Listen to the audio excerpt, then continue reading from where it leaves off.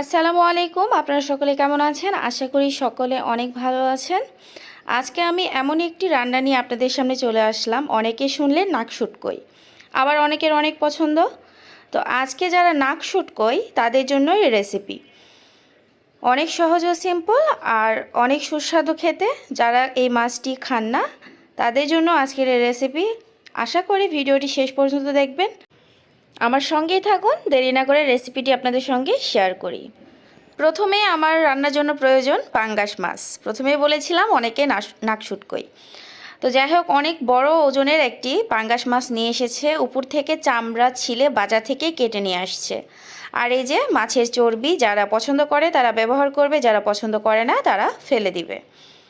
তো যাই হোক, মাছগুলো সুন্দরভাবে ধুয়ে আমি পরিষ্কার পানিতে সুন্দরভাবে ধুয়ে নিয়েছি। নেওয়ার পর লবণ, হলুদ, মরিচ পরিমাপ মতো দিয়ে আমি এগুলোকে মাখিয়ে নিব মাছগুলোকে। তো সুন্দরভাবে মাখিয়ে নিচ্ছি। এই মাছ এভাবে রান্না করলে অবশ্যই যারা খায় না তাদেরও ভালো লাগবে। আর আমি কিন্তু কোনো চর্বি এখানে ব্যবহার করব না। আমি জাস্ট আপনাদের দেখানোর জন্য চর্বিটা আমি সাইডে রেখেছি। এই যে মাছ মাখানো আমার হয়ে গিয়েছে। আর মাছের উপরে চামড়াটাও কিন্তু আমি ফেলে দিয়েছি, যার কারণে কোনো চর্বি একদমই থাকবে না, কোনো গন্ধভাবও থাকবে না। তো যাই হোক, একটি প্যান বসে দিয়েছি। প্যানটা গরম হয়ে আসলে দিয়ে দিলাম তেল। তেল পরিমাপ মতো আপনারা বুঝে দিবেন। তেলটা একটু গরম হয়ে আসলে আমি সব কয়টা মাছ এখানে আমি দিয়ে দিচ্ছি। আমি হালকা করে ফ্রাই করে নিব।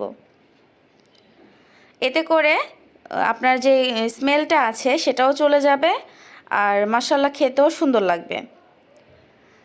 যারা খায় তারা যেভাবে মনে সেভাবে রান্না করেন, সবটাই ভালো লাগে। আর যারা খায় না তাদের কাছে এটা মানে অসহ্যনীয় একটা রান্না। আমি কিন্তু আগে খাইতাম না, তারপর আস্তে আস্তে আমি খাওয়াটা শিখেছি। আর আমার কাছে এভাবে রান্না করলে অনেক ভালো লাগে। তো এইভাবে আমি হালকা করে মানে ভেজে নিয়েছি। আর আমি মাছটা আসলে আস্ত রাখবো না, হালকা করে ভাঙা ভাঙা করব, যার কারণে ভেঙে গেলেও সমস্যা নেই। তো সবগুলো মাছ উঠিয়ে নেওয়ার পর ওই তেলে আমি দিয়ে দিলাম একটা তেজপাতা, সামান্য একটু আস্ত জিরা, আর দিয়ে দিলাম 1 কাপের বেশি পেঁয়াজ কুচি, প্রায় 1.5 কাপের মতো আছে। আপনারা আপনাদের পছন্দ অনুযায়ী যেরকম আপনার ওই যে ভুনাটা খেতে চান ঠিক সেরকমটা রাখবেন। আমি এটা একদম শুকনো শুকনো করব। তো এভাবে হালকা করে একটু কালার চলে আসার পর 3-4টা লবঙ্গ, গোলমরিচ আর একটা ছোট সাইজের কালো এলাচ। আপনারা চাইলে স্কিপ করতে পারেন, অনেকে কালো এলাচ খুব একটা পছন্দ করে না। তো আমার কাছে মশলা বলতে সবই ভালো লাগে। তো এইভাবে আমি সুন্দরভাবে নাড়াচাড়া করে আমি একটা সুন্দর একটা হালকা কালার নিয়ে আসব। আর এর মাঝে আমি দিয়ে দিলাম বেশ কিছুটা কাঁচামরিচের স্মেলটা কিন্তু অনেক ভালো লাগে যে কোনো ভুনা বা ভাজিতে। তো কাঁচামরিচগুলো দিয়ে দেওয়ার পরও আমি অনবরত ভালো করে নাড়াচাড়া দিয়ে একটু কালার সুন্দর নিয়ে আসব।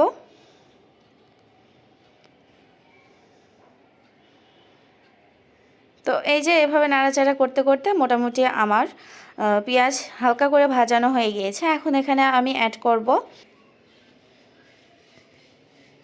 হাফ চামচ মরিচ গুঁড়া, হাফ চামচ হলুদ গুঁড়া, আর স্বাদ মতো লবণ, আর জিরা গুঁড়া হাফ চামচ দিয়ে দেওয়ার পর একটু ভালো করে নাড়াচাড়া দিয়ে আমি এগুলোকে একটু মিশিয়ে নিচ্ছি। আপনারা পছন্দ অনুযায়ী ঝাল আর লবণটা অ্যাড করবেন। যারা যেরকম পছন্দ করেন তারা ঠিক সেরকম করে দিবেন। আসলে পাঙ্গাস মাছে একটু মরিচটা হলে বেশি ভালো লাগে। তো এখানে আমি আদা রসুনের পেস্ট 1.5 চামচের মতো দিয়েছি। দিয়ে দেওয়ার পরও আমি ভালো করে মশলাগুলোকে ভেজে নিচ্ছি। আসলে পাঙ্গাস মাছে মশলা কষানো বা মাছে যে ঝোলটা দিব সেই ঝোলটা একদম শুকিয়ে ফেলে রান্না করলে আসলে টেস্টটা অনেক ভালো আসে। আমরা সাধারণত অন্য কোনো তরকারি রান্না করে আমরা এই মাছ দিয়ে খাই না। যদি খেয়ে থাকি তাহলে এইভাবে রান্না করে খাই, আর মাশাআল্লাহ অনেক ভালো লাগে। ব্রয়লার মুরগি যেভাবে ভুনা করে ঠিক সেভাবে এই রান্নাটা করলে অনেক ভালো লাগে। তো যারা খায় না তারা এভাবে একদিন হলেও রান্না করে খাবেন। তো এর মাঝে কিন্তু আমি পানি দিয়ে ভালো করে এটাকে কষিয়ে নিচ্ছি, ঢাকনাতে ঢেকে দিচ্ছি, আর উপরে তেল চলে আসা পর্যন্ত অপেক্ষা করতেছি। তো এই যে মোটামুটি উপরে তেল চলে আসছে। আমি খুব বেশি তেল দেই নাই, কারণ মাছের থেকে অনেক তেল বের হবে। যদিও আমি উপরের মানে মাছের উপরের চামড়াটা আমি বাজার থেকে ফেলে নিয়ে আসছে ওর বাচ্চার বাবা, তো সেক্ষেত্রেও কিন্তু বড় মাছ থেকেও মাছের কোষ থেকে আপনার তেল বের হয়। তো যাই হোক, আমি যতটুক প্রয়োজন আমি ততটুক তেল দিয়েছি, আর মাছ থেকে মোটামুটি অনেকটা তেল বের হয়েছিল।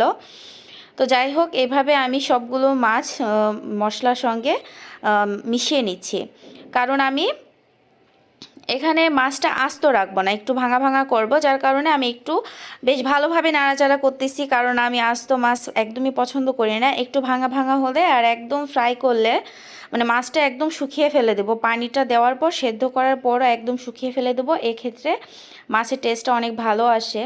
আর যে একটা বাজে গন্ধ আছে সেটা তো হালকা ফ্রাই করেছি অলরেডি চলে গিয়েছে, আর এভাবে ফ্রাই করলে একদমই গন্ধ থাকে না। অবশ্যই আপনারা এভাবে একদিন হলেও বাসায় রান্না করে খাবেন। তো যাই হোক, সেদ্ধর জন্য মাছটা একটু ভালোভাবে সেদ্ধ হওয়ার জন্য আমি একটু পানি দিয়ে দিয়েছি। তো পানিটা দিয়ে দেওয়ার পর সুন্দরভাবে এটাকে রান্না করে নেব একদম পানিগুলো শুকানো পর্যন্ত।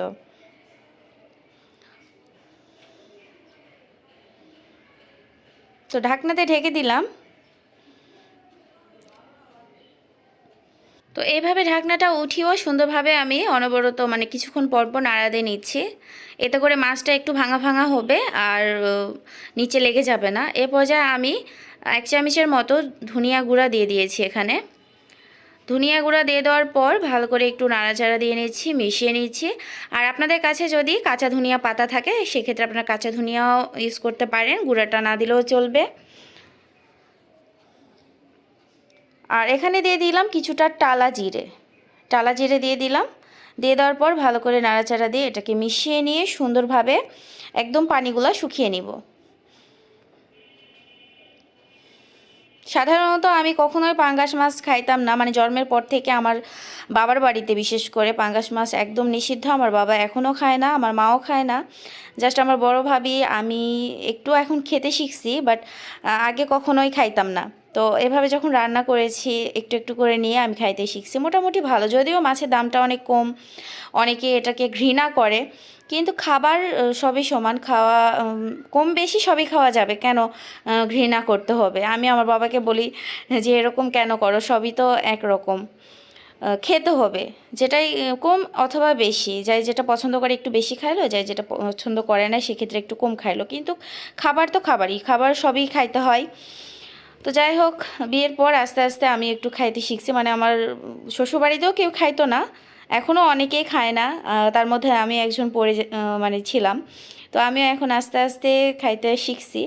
আর এভাবে রান্না করলে ফুল ফ্যামিলি তো একদম চেটেপুটে খায়, মানে সবাই বিশেষ করে এখন খাওয়া শিখে গেছে। তো এইভাবে এই যে আমি মাছগুলো কিন্তু দেখতেই পাচ্ছেন কতটা মানে মাংসর টুকরার মতো করে ফেলেছি, আধা ভাঙা করে সুন্দরভাবে একদম উপর থেকে তেল চলে আসছে। তো এরপর যে আরও কিছুক্ষণ একটু জ্বালিয়ে নিয়ে চুলার আঁচটা বন্ধ করে দিব, মানে আরও কিছুক্ষণ একটু পানিটা শুকিয়ে নেব। নিচে যখন একটু লাগা লাগা হয়ে আসবে সেক্ষেত্রে চুলার আঁচটা বন্ধ করে দিব। মোটামুটি আমার রান্না হয়ে গিয়েছে। আশা করি আজকের ভিডিওটি ভালো লেগেছে। তো এই যে আমার রান্নাটা একদম কমপ্লিট, আমি চুলার আঁচটা বন্ধ করে দেব। এখন পরিবেশনের পালা।